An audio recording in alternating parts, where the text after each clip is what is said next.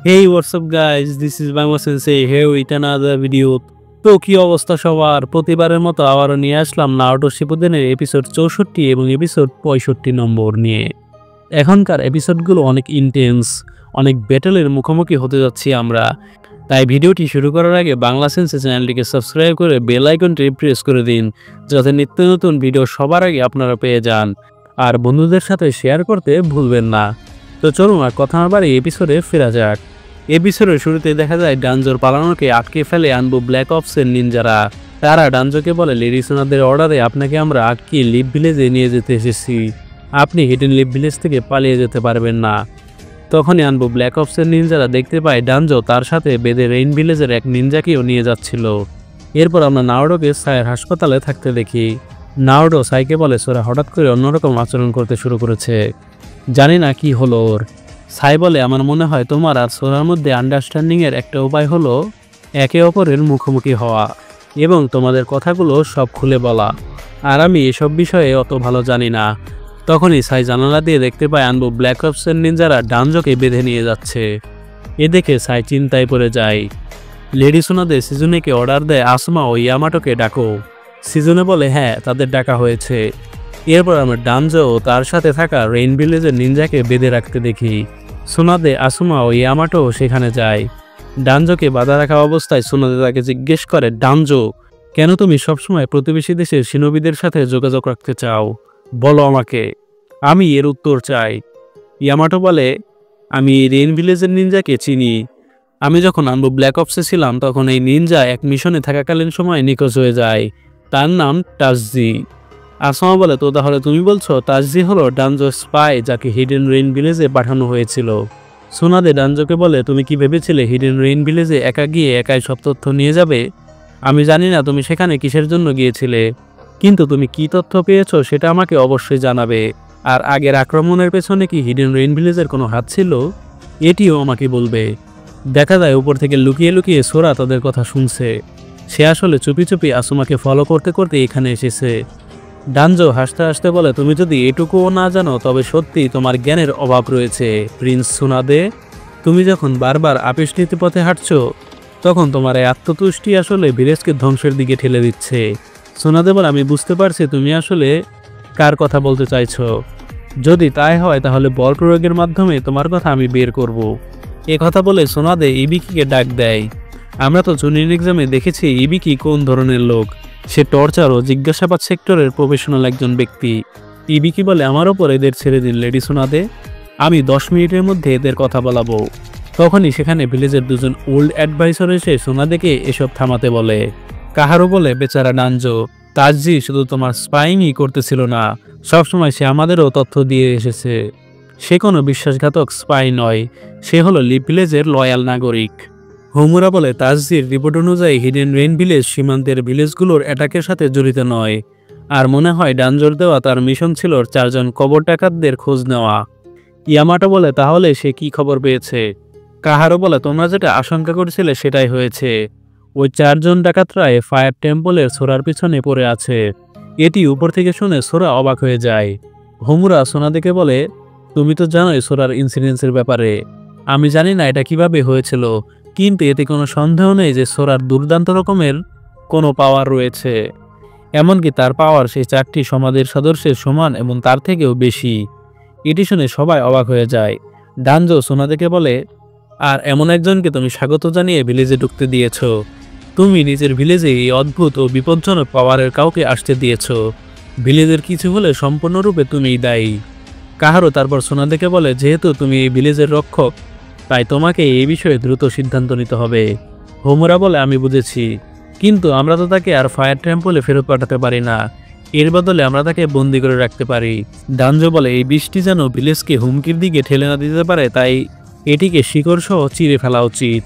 সোনাদে ডানজোর কথা বুঝতে পেরে বলে, এলিমিনেশন মানে তাকে আমরা মেরে ফেলবো? দেখা যায় এসব কথা সোরা শুনছে।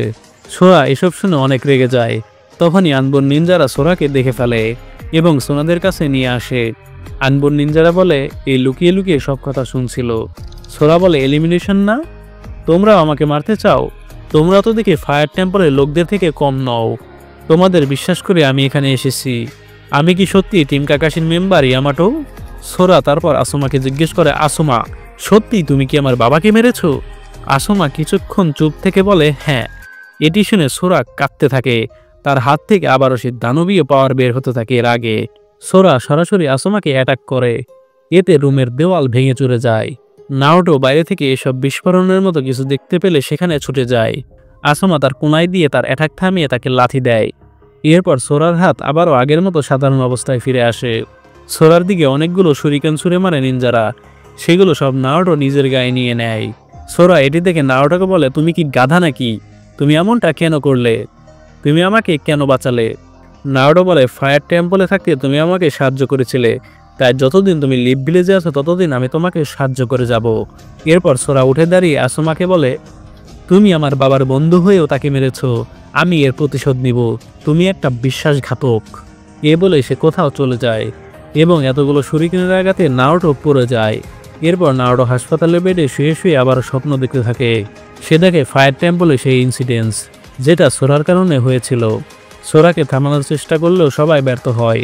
তখনই নাওটোর ঘুম ভেঙে যায়। এরপর সোরা সেই নিনজাটির কাছে চলে যায়, যে তাকে বলেছিল তার বাবার মৃত্যুর ব্যাপারে। নিনজাটি বলে, আসল সমস্যা হচ্ছে এখানে দুজন গ্রেট শাসক আছে। একটি হলো ফায়ারল্যান্ডের ফিউডাল লর্ড আর অপরটি হলো লিভ ভিলেজের হোকাগে। ততদিন অশান্তি বিভ্রান্তি থাকবে যতদিন দুজন সমান শক্তির শাসক থাকবে। দুইজন কখনো একার মতে দ্রুত সিদ্ধান্ত নিতে পারবে না। কাজমার লক্ষ্য মানে তোমার বাবার লক্ষ্য ছিল ল্যান্ড অফ ফায়ারের সব দলকে একত্রিত করে একক শক্তি তৈরি করা, কিন্তু দুজন রাজাকে একত্রিত করার চেষ্টা তারা ব্যর্থ হয়। আসলে শেষ পর্যন্ত এটি তাকে প্রতারণার ফাঁদে ফেলে দেয়। এই ভিলেজের অধিকাংশ মানুষ সবসময় তাদের নিজেদের রাজার পাশে থাকত। তেমনি আসুমাও নিজের হোকাগেকে শাসক হিসেবে পছন্দ করত। কাজুমার উদ্দেশ্য ছিল ল্যান্ড অফ ফায়ারের মঙ্গল। সেটা সে পূরণ করতে না পারলে তোমাকে সে পাওয়ার দিয়ে গিয়েছে। সোরা বলে, এখন আমি আমার পাওয়ার দিয়ে শুধুমাত্র আমার বাবার প্রতিশোধী নিতে চাই। নিনজাটি বলে, তোমার বাবার স্বপ্ন পূরণ করতে তুমি আমায় সাহায্য করো, তাহলে আমিও তোমাকে আসুমাকে মারতে সাহায্য করব। এরপর নাওটোকে দেখা যায় সে হঠাৎ করে সোরার চাকরা ফিল করতে পারে এবং সে বুঝতে পারে যে সোরা এখন হোকাগের অফিসে যাবে অ্যাটাক করতে। নাওটো দৌড়ে গিয়ে লেডি সুনাদেকে সরিয়ে দিয়ে সোরার অ্যাটাক থেকে বাঁচায়। নাওটো সোরাকে জিজ্ঞেস করে, কেন তুমি গ্র্যানি সুনাদেকে মারতে চাইছো? তখনই সোনাদের নিরাপত্তার জন্য অনেকগুলো নিনজারা এসে পড়ে। এ দেখে সোরা সেখান থেকে পালিয়ে যায়। নাওটো তার পিছু নেয় এবং এর সাথেই 64 নম্বর এপিসোডের সমাপ্তি ঘটে। তো এখন আমরা আসি 65 নম্বর এপিসোডে। এপিসোডের শুরুতেই দেখা যায় নাওটো সোরার পিছু পিছু যাচ্ছে এবং সাকুরা তার লক্ষ্য করে। এরপর পুরো ভিলেজের ইলেকট্রিসিটি চলে যায় এবং পুরো ভিলেজ অন্ধকার হয়ে যায়। এতে সবাই অনেক ভয় পেয়ে যায়। সাকুরা লেডি সোনাদেকে এটি বলতে গেলে সোনাদে বলে, আমি এখন কথা বলতে পারবো না, আমার এখন সকল টিমের ক্যাপ্টেনদের সাথে জরুরি মিটিং আছে। সাকুরা দেখে সোনাদের অফিস পুরো ভাঙচুর হয়ে গিয়েছে। সাকুরা এর কারণ জিজ্ঞেস করলে সোনাদে বলে, সোরা আমাকে মারার চেষ্টা করেছিল। ভিলেজের নিনজারা আলাপ আলোচনা করতে থাকে। এভাবে পুরো ভিলেজের ইলেকট্রিসিটি চলে যাওয়া ভালো ঠেকছে না। আরেকজন নিনজা বলে, এ নিয়ে আমাদের চিন্তা করতে হবে না, যতদিন আমাদের সাথে হোকাগে আছে। চোজি ও শিকিমারেও বাইরে গিয়ে কি হয়েছে সেটা দেখতে যায়। লিভ ভিলেজের নিনজারা মেইন গেট আটকে দিয়ে নিরাপত্তা নিশ্চিত করে। সিজনে সোনাদেকে বলে, সিগন্যাল সিস্টেম নিরাপদ আছে, আপনি এখন অ্যাটাকের সময়ও সবার সাথে যোগাযোগ করতে পারবেন এবং দিক নির্দেশনা দিতে পারবেন। সোনাদে মনে মনে বলতে থাকে, এখনই ভিলেজের সমস্যা চলতেছে, আর এমন সময় আমি লিভ ভিলেজের বেশিরভাগ নিনজাকে হিডেন রেইন ভিলেজে পাঠিয়ে দিয়েছি। এবার পরিস্থিতি সামলানো অনেক কষ্টকর হবে।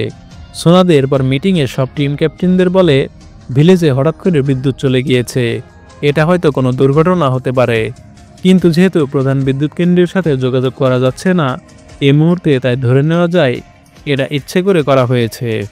এজন্য ভিলেজকে লেভেল 2 জরুরি নিরাপত্তার সতর্কতা করছি। সোনাদে নিনজাদেরকে 3 ভাগে ভাগ করে বলে, কোম্পানি 3 যাবে পূর্ব পশ্চিম আর উত্তর দিকের গেটের পাহারা দিতে, কোম্পানি 2 যাবে মূল গেটে এবং কোম্পানি 3 যাবে বিদ্যুৎ কেন্দ্রে কি হয়েছে তা খুঁজে বের করতে।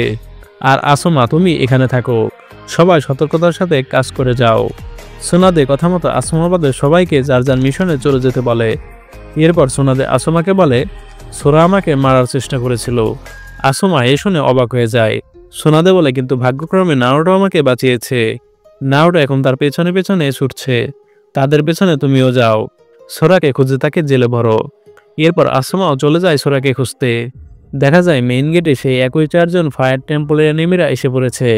লিভ ভিলেজের নিনজারা তাদের ভিলেজে ঢুকতে না দিলে তারা অ্যাটাক শুরু করে।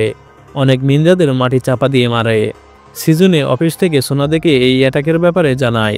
লিভ ভিলেজের নিনজারা এনিমিদের fire style, water style, lightning style এজুৎসু দিয়ে অ্যাটাক করে, কিন্তু কোনোটি কাজে আসে না।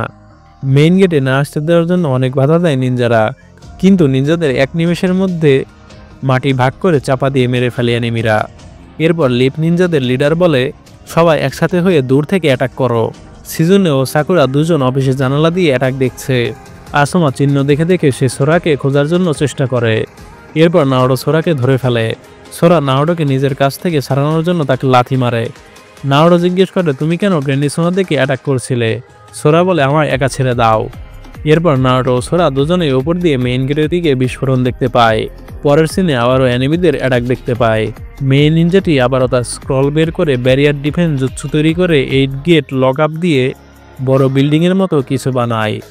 দেখা যায় মেইন গেটের পাশাপাশি পূর্ব পশ্চিম গেটের সামনেও এই বিল্ডিং তৈরি হয়।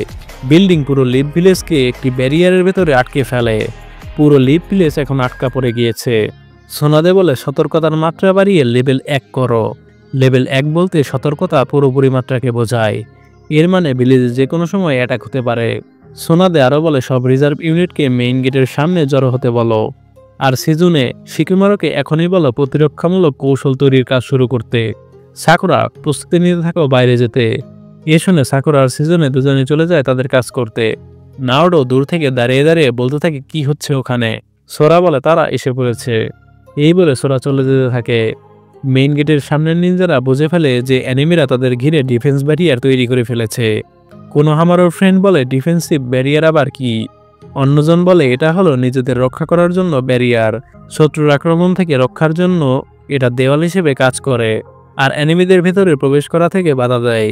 ছেলেটি বলে, কিন্তু এনিমিরা তো বাইরেই আছে, তারা কেন তৈরি করলো?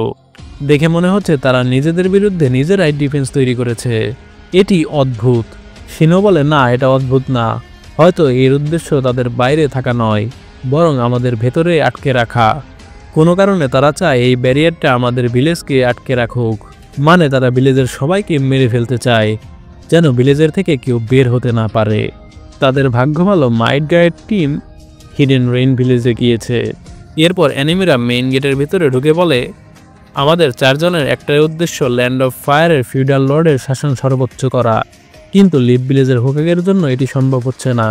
ফায়ারল্যান্ডের জন্য একটি শাসকই যথেষ্ট, এবং সেটা হলো লর্ড ফিউডাল।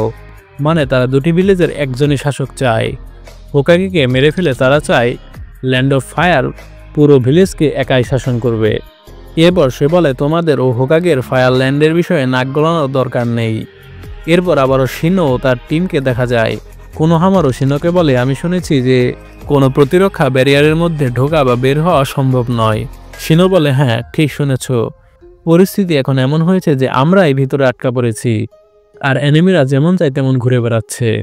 এখন যেহেতু তারা গ্রামে প্রবেশ করে ফেলেছে, আর এখন তোমাদের কাজ হলো গ্রামের সবাইকে একত্রিত করা এবং তাদের শান্তিপূর্ণ ও দ্রুতভাবে নিরাপদ জায়গায় নিয়ে যাওয়া। এটাই তোমাদের প্রথম এ র্যাঙ্ক মিশন। যাও। এ শুনে কোনো হামররা চলে যায় মিশনে।